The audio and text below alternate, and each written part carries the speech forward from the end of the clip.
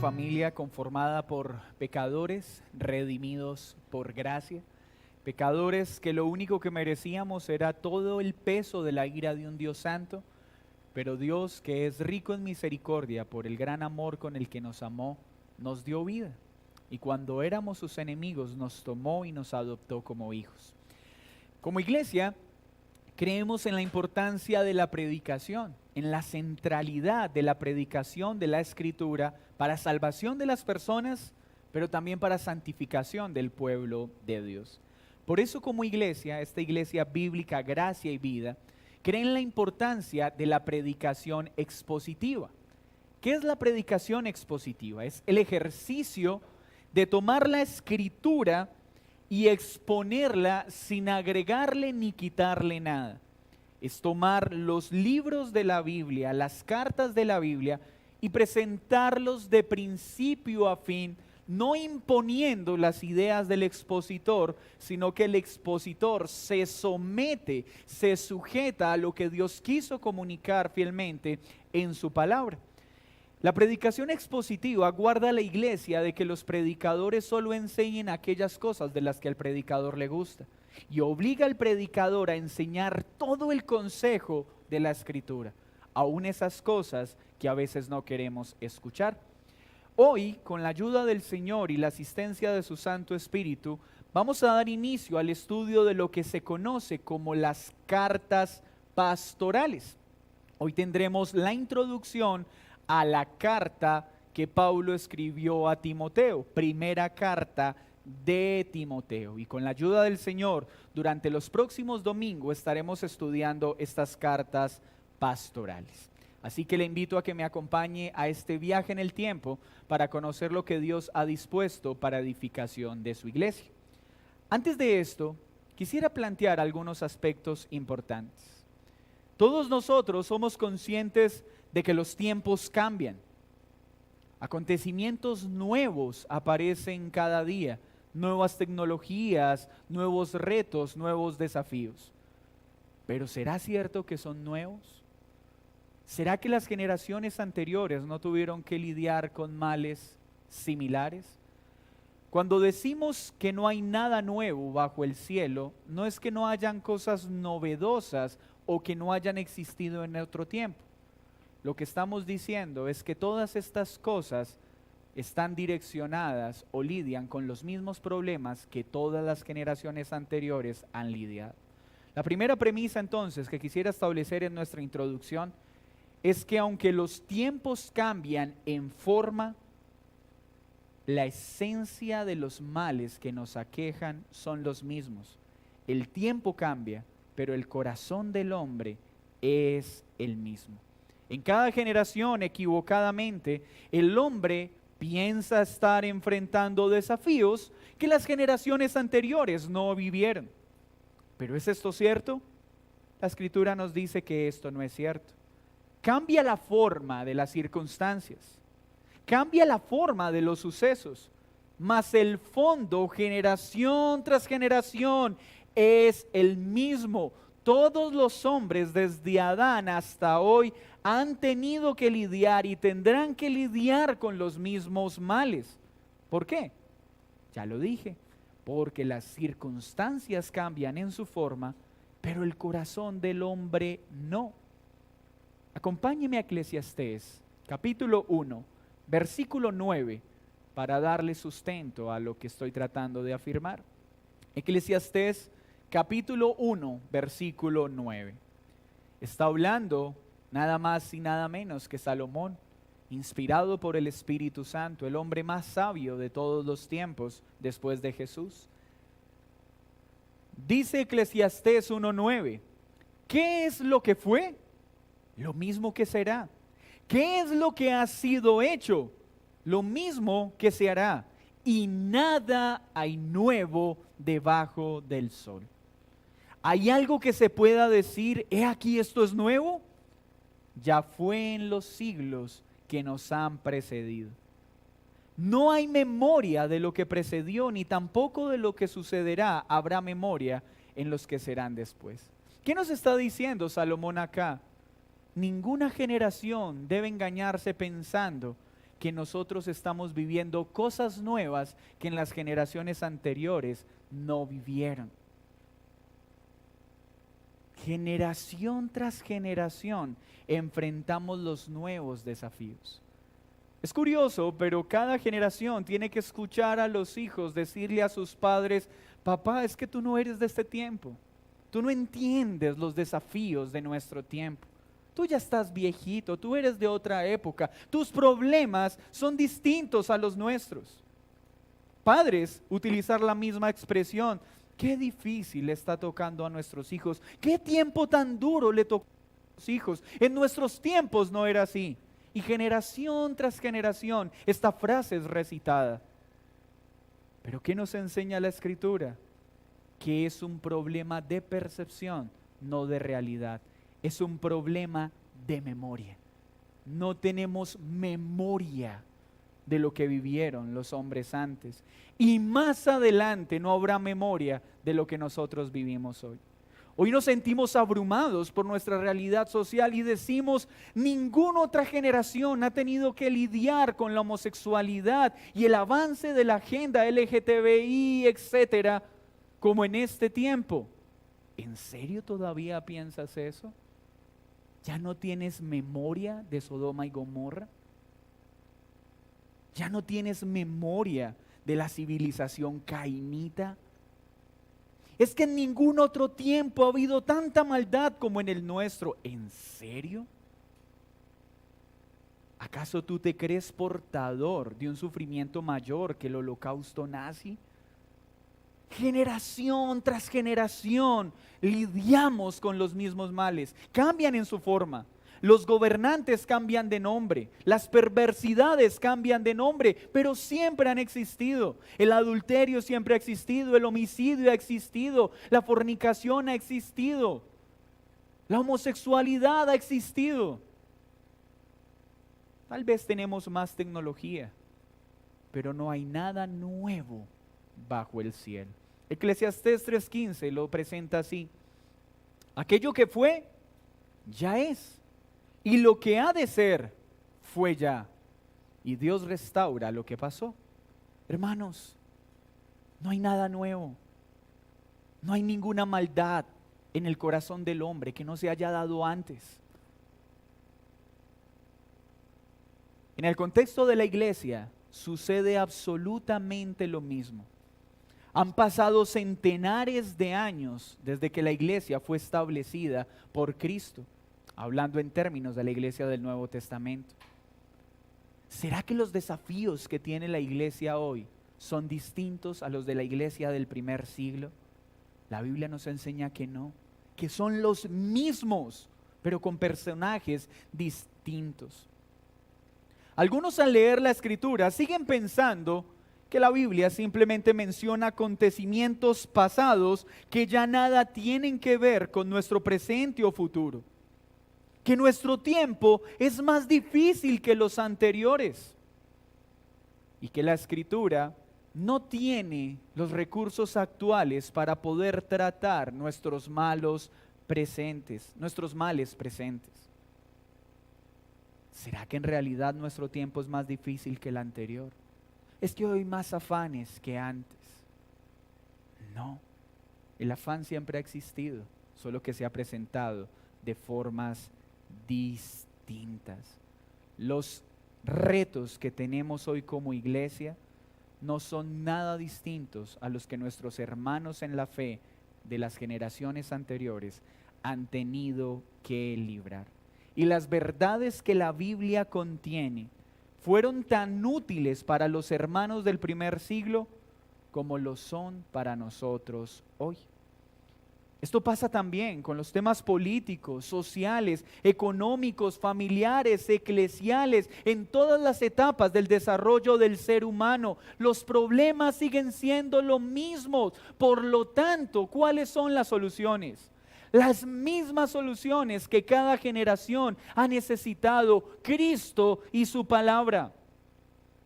Aquel que dice que la Biblia tiene consejos útiles pero para personas de otra época y de otro tiempo, es porque nunca ha leído la Biblia.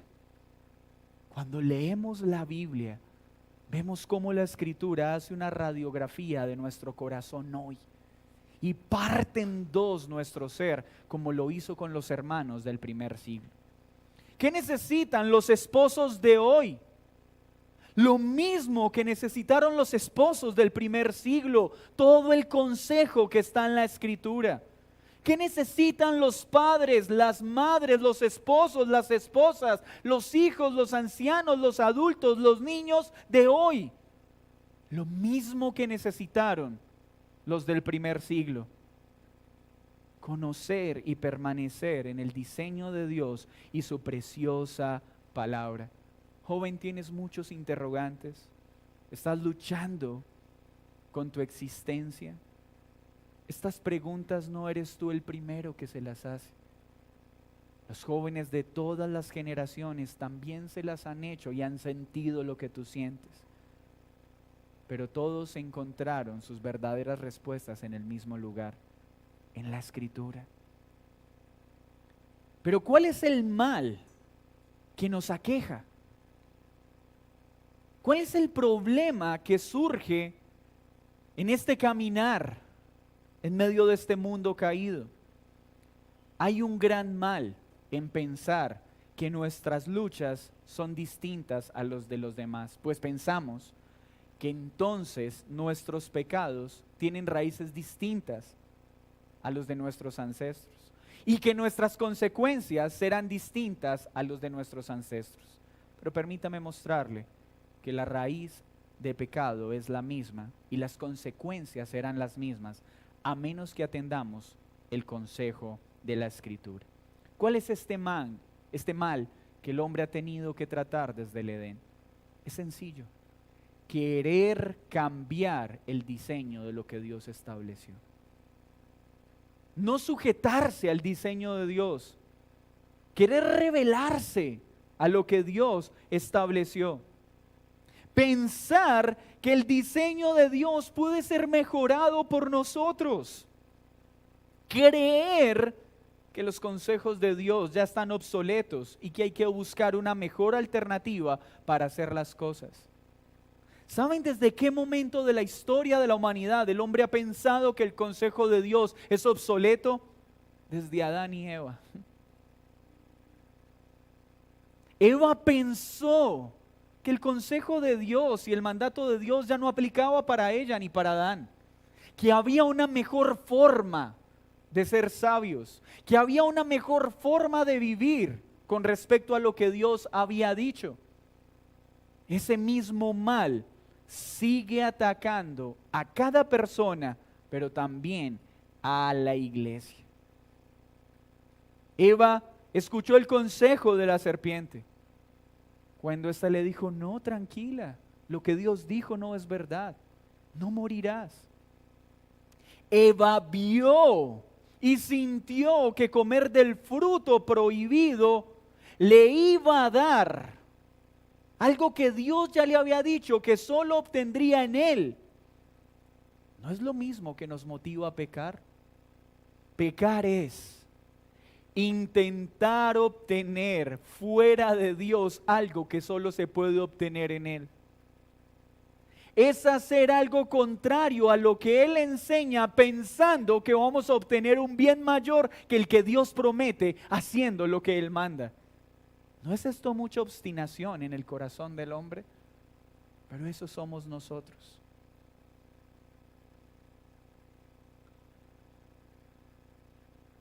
Eva pensó que el consejo de Dios era mejorable, que las consecuencias que Dios anunció por desobedecerlo no eran ciertas.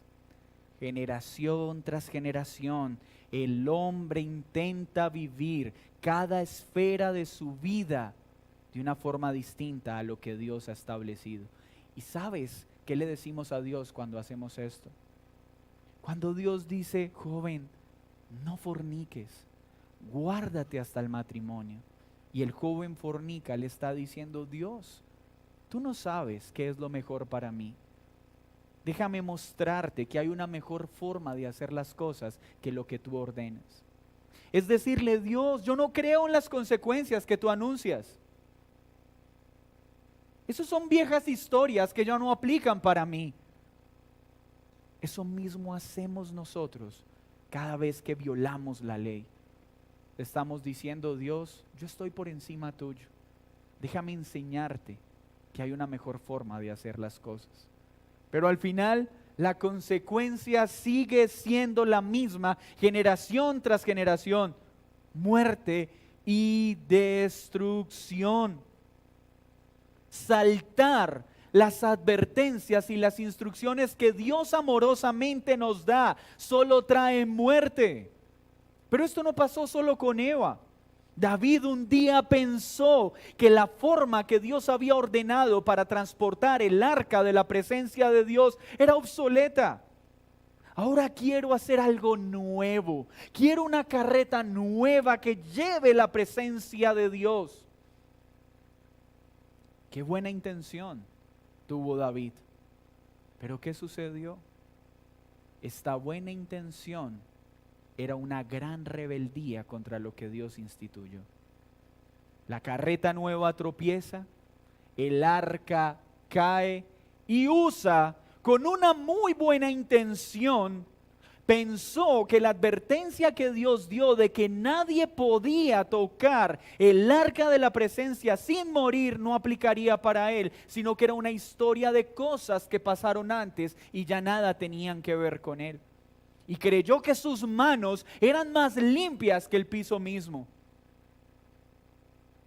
El arca termina en manos de un pueblo que no era el pueblo de Dios. Y Usa muere. ¿Por qué? Por querer introducir cosas nuevas que Dios no ordena.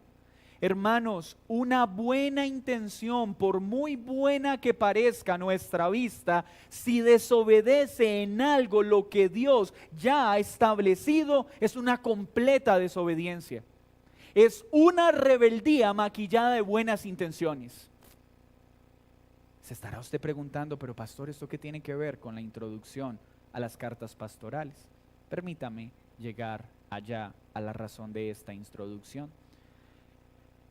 Así pues, Eva, David, Usa, Nadab y Abiú en Levítico, que ofrecieron un fuego extraño que Dios no ordenó, terminaron muertos. Creyeron que podían adorar de una forma que Dios no había ordenado, pero que a ellos les pareció buena, y murieron. ¿No es lo mismo que a veces viene a nuestra mente? ¿No será que este es un tiempo de hacer cosas novedosas para tratar de llenar la iglesia? Esto no es nuevo. Esto ha pasado desde el huerto del Edén.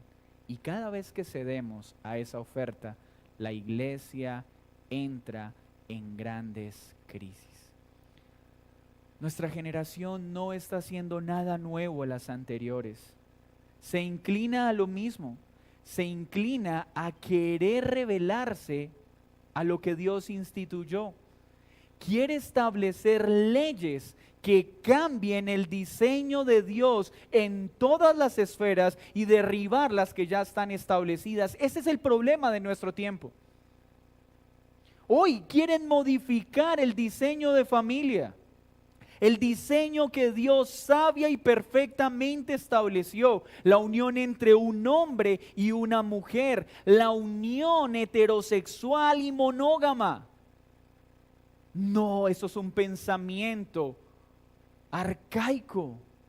¿Cómo pensar en este tiempo de esa forma? Hay una mejor forma de vivir. No, no es que haya una mejor forma, es que el hombre quiere encontrar razones para vivir de manera perversa, así esto implique tener que decir que lo que Dios hizo está mal.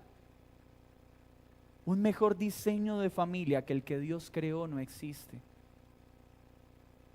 Pero para una generación que ahora ve a un hombre casándose con su perro, a una mujer casándose con sus dos amigos y teniendo un hogar múltiple, ¿parece esto anticuado?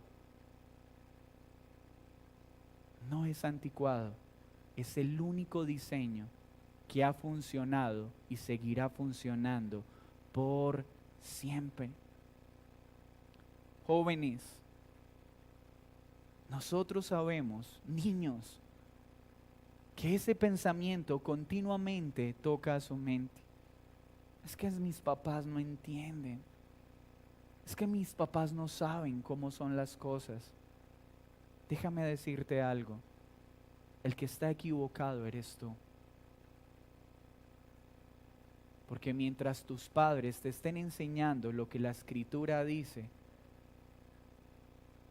si tú no estás de acuerdo con esa verdad que se te está enseñando, el equivocado no es tu padre. El equivocado eres tú, que piensas que hay una mejor forma de hacer las cosas que lo que tus padres a la luz de la Escritura te enseñan. Pero ¿qué tiene que ver esto entonces con las cartas pastorales y con la vida de iglesia?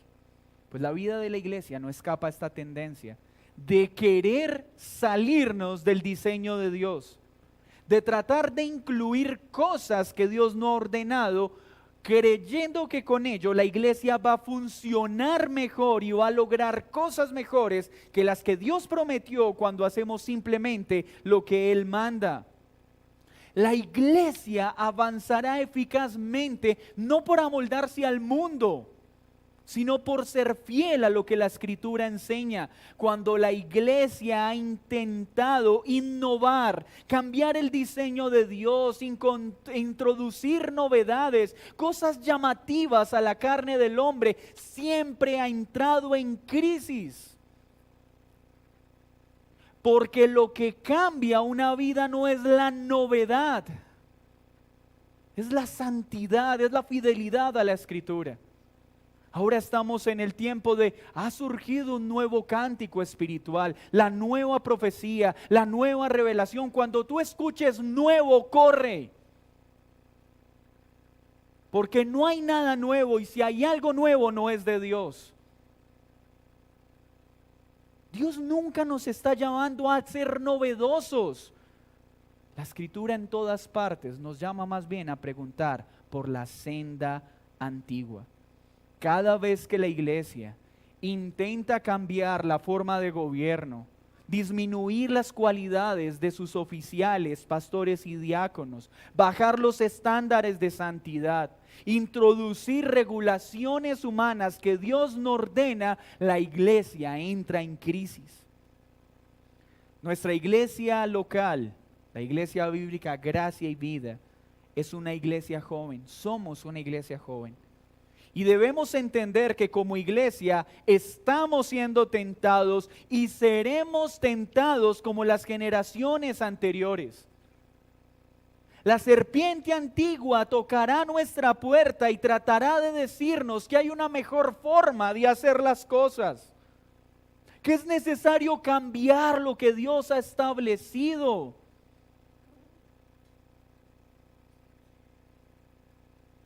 A decirnos que desobedecer a Dios no está mal, que no moriremos si nos salimos de su diseño, que seremos más eficaces si hacemos las cosas como a nosotros nos parece, que nuestras ideas son mejores que las ideas de Dios. Y necesitamos saber esto para que cuando esto pase, podamos decir como iglesia, no necesitamos ninguna novedad en nuestra iglesia. No necesitamos nada nuevo, necesitamos permanecer en la senda antigua que Dios ha establecido.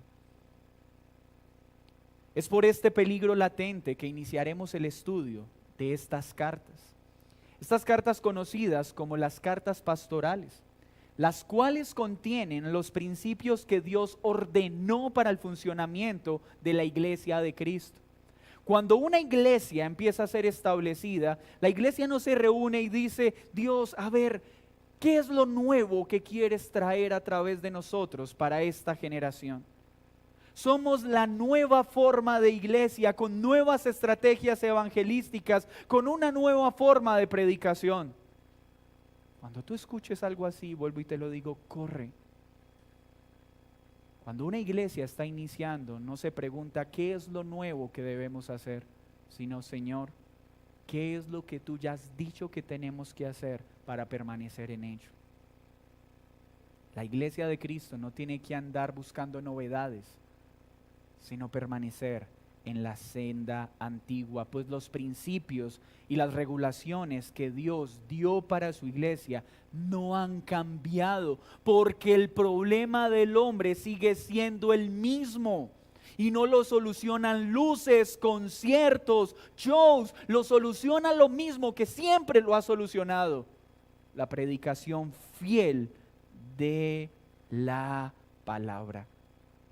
La iglesia de Cristo no ha necesitado ni necesitará moldarse al mundo con llamativas novedades para avanzar. La iglesia lo que necesita es renovarse cada día por la Escritura. No necesitamos transitar sendas nuevas, sino la senda antigua. Pero para poder estudiar las cartas pastorales, quiero poner algunos aspectos en contexto. El primero, la tendencia pecaminosa de la cual acabamos de hablar. Dios estableció un diseño para las familias, para la sociedad y para la iglesia.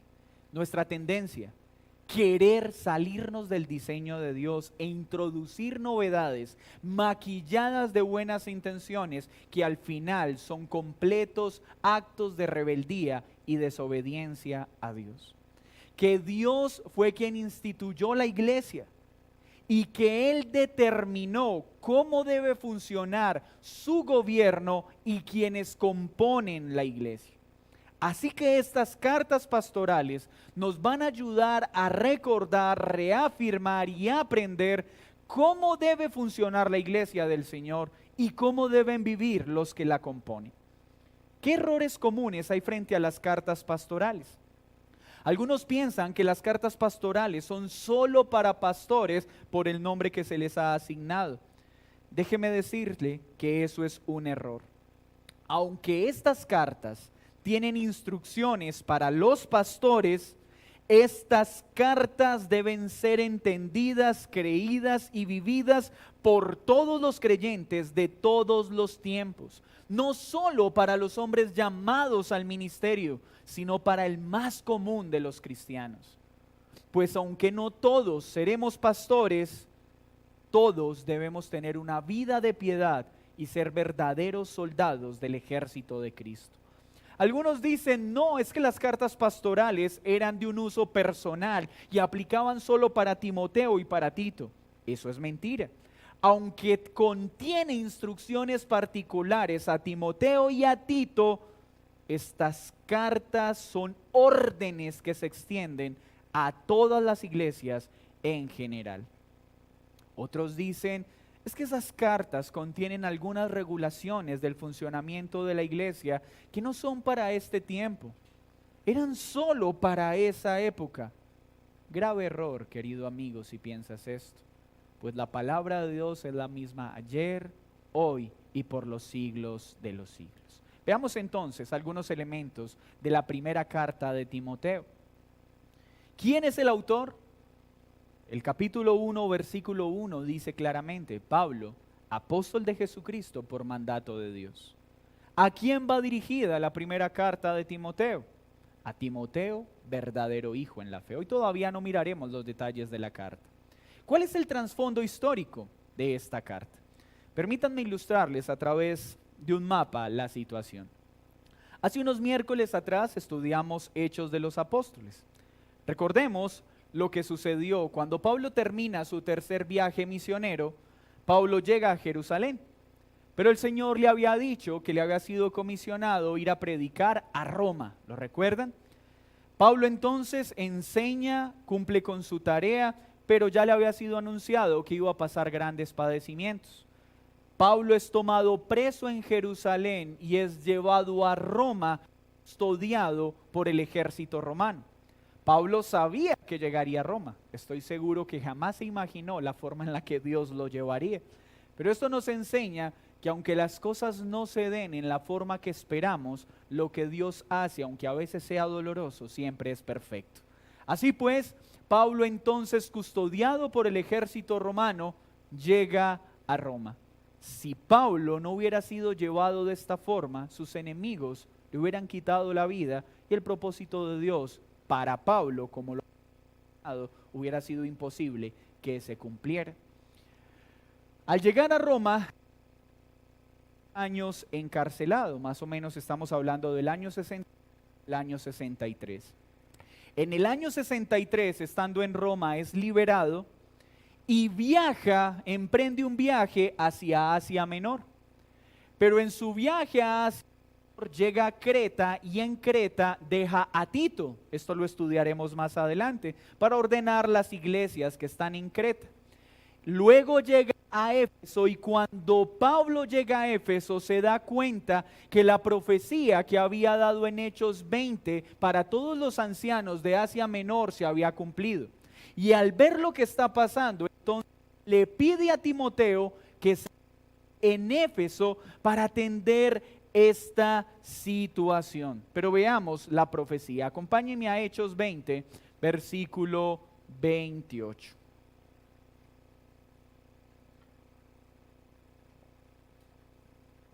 Pablo está terminando su tercer viaje misionero y estando en Éfeso manda llamar a todos los ancianos de Asia Menor para darles estas palabras. Mire lo que dice Hechos 20:28 para entender el contexto de la carta que vamos a estudiar. Dice Pablo así: por tanto, mirad vosotros y por todo el rebaño en que el Espíritu Santo os ha puesto por obispos para apacentar la iglesia del Señor, la cual él ganó por su propia sangre. Porque yo sé que después de mi partida entrarán en medio de vosotros lobos rapaces que no perdonarán al rebaño. Y de vosotros mismos se levantarán hombres que hablen cosas perversas para arrastrar tras sí a los discípulos. Por tanto, velad, acordándoos que por 3 años de noche y de día no he cesado de amonestar con lágrimas a cada uno. Pensaría uno que esta profecía tardaría décadas en cumplirse. Y nos damos cuenta que pasaron tan solo unos cuantos años para que Éfeso tuviera que vivir esta realidad. De la misma iglesia empezaron a levantarse hombres a enseñar cosas contrarias a lo que Pablo enseñó por más de 3 años. Miren Primera de Timoteo, capítulo 1, versículo 3. Primera de Timoteo 1:3 dice: como te rogué que te quedases en Éfeso cuando fui a Macedonia, para que mandases a algunos que no enseñases diferente doctrina, ni presten atención a fábulas genealógicas interminables que acarrean disputas, más bien que edificación de Dios que es por fe, así te encargo ahora. Pablo, al estar en Éfeso, se da cuenta que lo que él profetizó ya lo estaba viviendo la iglesia. Se da cuenta de que se han levantado judaizantes que quieren distorsionar la gracia enseñada y establecer regulaciones de hombres. La iglesia se está enredando en disputas innecesarias que no sirven para nada. Por eso Pablo le ruega a Timoteo que esté en Éfeso, coloca orden a lo que está sucediendo. Así pues, el tema de la primera carta a Timoteo es la instrucción para la administración de la iglesia. Ese es el tema, la instrucción que Pablo da a Timoteo para administrar la iglesia del Señor. Quiere decir que las cartas pastorales nos van a ayudar ¿a qué? A administrar correctamente la iglesia y conocer el diseño de Dios para evitar que inventemos un diseño que Dios no ha ordenado.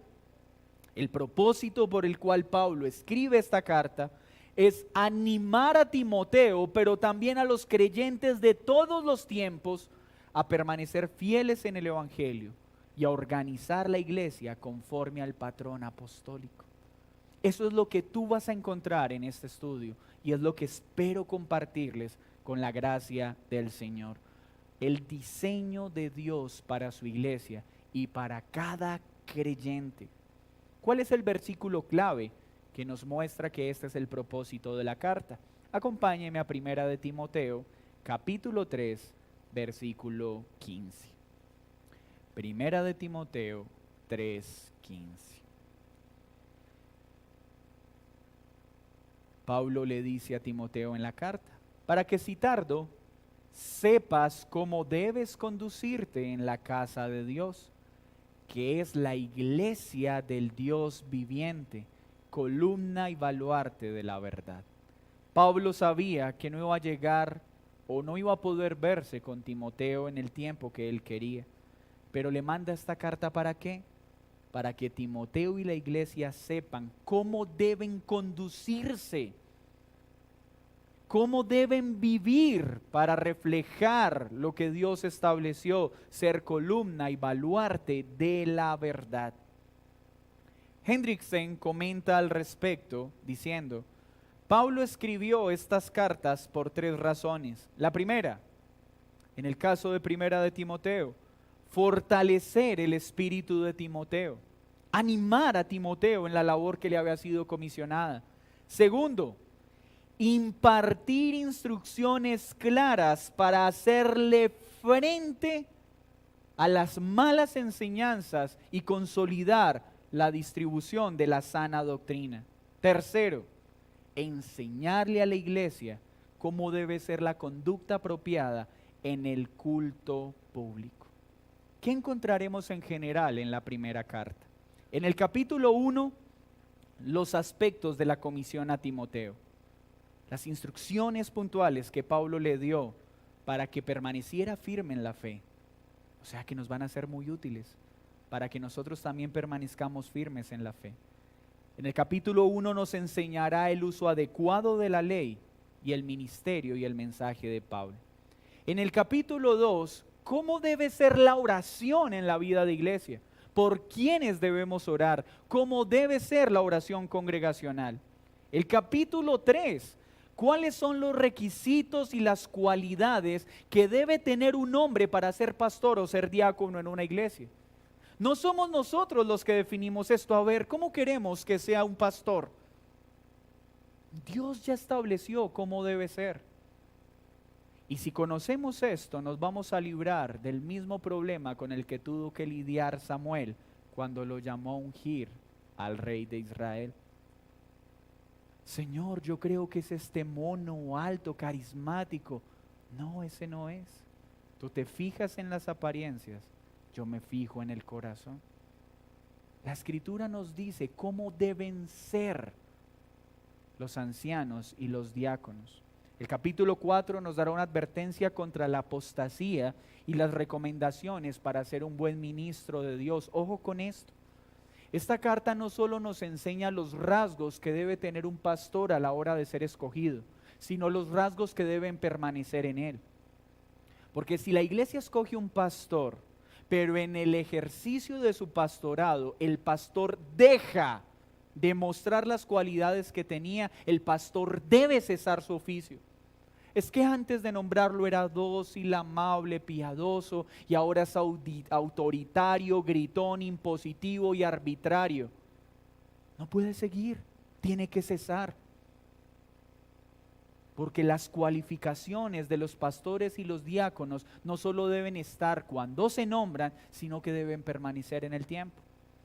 El capítulo 5 nos mostrará los diversos deberes que tenemos al interior de la iglesia.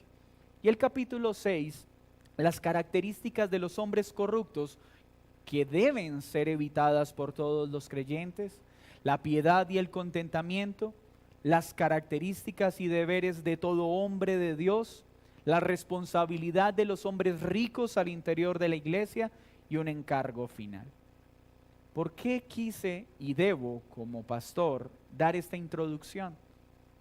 Para que podamos tener claridad de lo que vamos a estudiar los próximos domingos. Cuando no tenemos una buena introducción, cuando no entendemos los elementos de contexto, muy seguramente vamos a sacar los textos posteriores y les vamos a dar un uso equivocado. ¿Qué aplicaciones deberíamos empezar a establecer con esta introducción y qué expectativas debemos tener frente a esta carta? Iglesia, si estudiamos con detenimiento estas cartas, pero las vivimos diligentemente, estas cartas se convertirán en el fundamento del funcionamiento de nuestra iglesia y evitarán que nos desviemos a derecha o a izquierda. Nos ayudarán a corregir oportunamente los diversos errores que surgen en la vida de la iglesia. Estudiar estas cartas nos ayudarán a comprender qué es verdaderamente la oración congregacional, por quiénes debemos orar, cómo debemos orar para que una oración sea eficaz y poder quitar todo ese misticismo moderno que en lugar de traer beneficio a la oración ha convertido la oración en cosas vanas y triviales. Estudiar estas cartas nos darán discernimiento para identificar adecuadamente quiénes están siendo llamados por Dios al pastorado. Porque ya lo dije ahora, poner en el púlpito a pastorear a un hombre escogido por Dios será una gran bendición para la iglesia. Pero entregarle el púlpito a un hombre sin las cualificaciones demandadas de Dios, sin un llamado divino, sino por un interés humano, hará de ese hombre una gran maldición para toda la iglesia.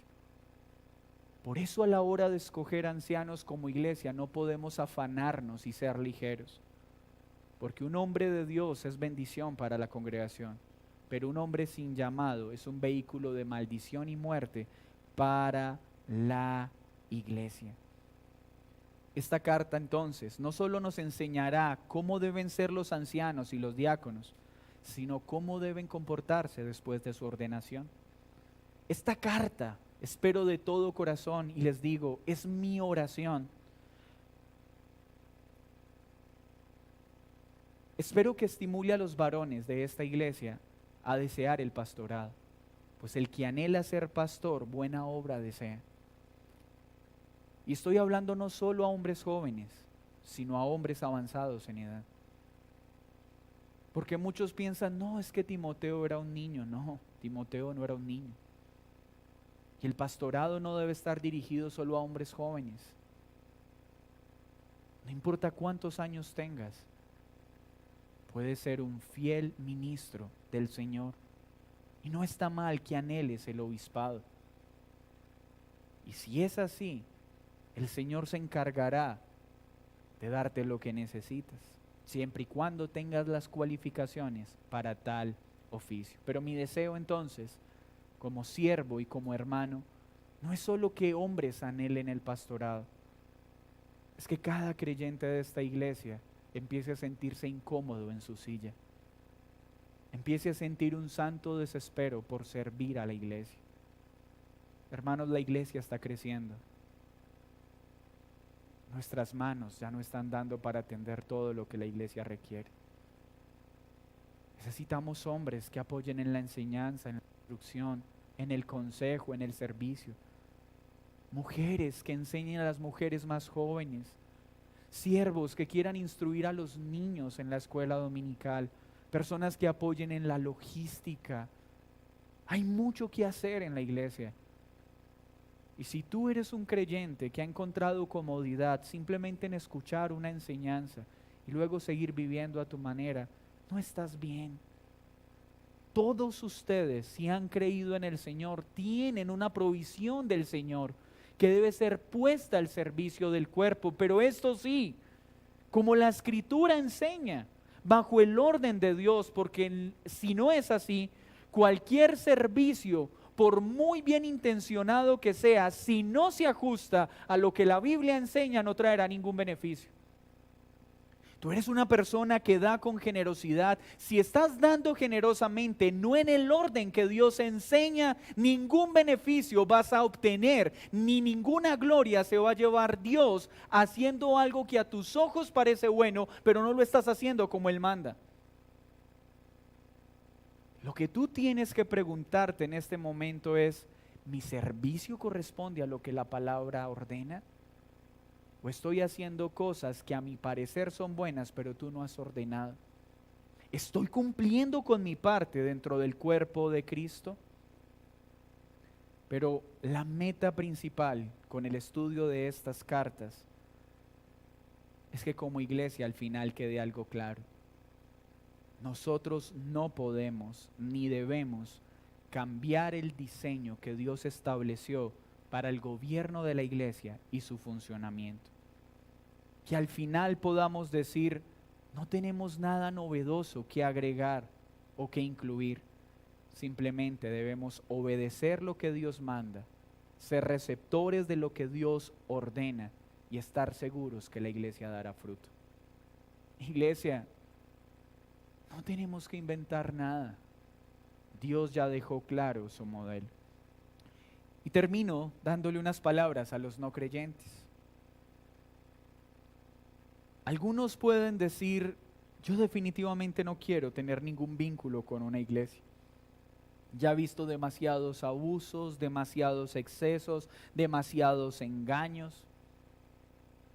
Déjame invitarte a que nos acompañes en este estudio, porque te vas a dar cuenta que lo que está pasando afuera bajo el nombre de iglesia no es iglesia. Y la razón por la que esos abusos, esas perversidades se están dando es porque las iglesias han querido vivir fuera del diseño de Dios. Porque se han puesto en el pastorado hombres que no tienen las cualificaciones bíblicas, porque la iglesia no conoce estas cartas y al no conocer estas cartas pone hombres simplemente porque hablan bonito y tienen buena oratoria. Estas cartas nos ayudarán a escoger con acierto y a evitar lo que está pasando hoy afuera. Y nosotros como iglesia no estamos exentos de ese peligro. Tú tienes razones para estar molesto si te han maltratado, si te han engañado, si te han robado, si han abusado de ti. Pero hoy quiero decirte algo: esto no te sirve como excusa para no seguir congregándote.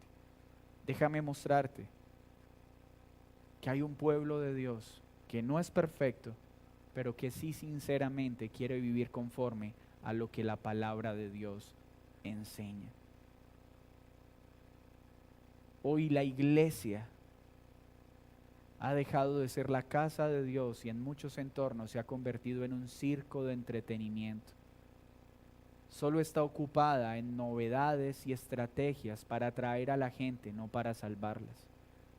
Hoy las iglesias quieren crecer en número y no en santidad. Hoy las iglesias quieren crecer en el número de sus diezmos y sus ofrendas, no en el número de pecadores arrepentidos y salvos por gracia. Como iglesia necesitamos aprender a que lo que Dios ha dicho basta y no tenemos que agregar nada más. Que estas cartas nos ayuden a tener buenos fundamentos para el funcionamiento de esta iglesia local. Señor, muchas gracias te damos por este espacio, por esta breve introducción a estas importantes cartas que nos ayudarán como iglesia a ajustar nuestro presente, pero también a dejar una base sólida para el futuro, de manera que las siguientes generaciones, aunque quieran intentar cambiar tu diseño, podamos decirles con firmeza: no hay nada que agregar ni quitar a la palabra de Dios. Ella es suficiente y es eficaz. Perdónanos cuando hemos querido hacer cosas que a nuestros ojos parecen buenas, pero son completos actos de desobediencia maquillados con buenas intenciones. No queremos hacer más lo que nos parece bueno. Queremos hacer las cosas que tú llamas buenas, lo que tú llamas recto y lo que tú llamas justo. Mis hermanos, que el Señor nos ayude a no desviarnos, a no querer cambiar el diseño de Dios, ni en la iglesia, ni en nuestra familia, ni en nuestras finanzas. Cualquier cosa, por buena que parezca, si no ha sido ordenada por Dios, siempre terminará en tragedia, siempre terminará mal, por muy buena que parezca a tus ojos. Vamos a tomar la cena del Señor.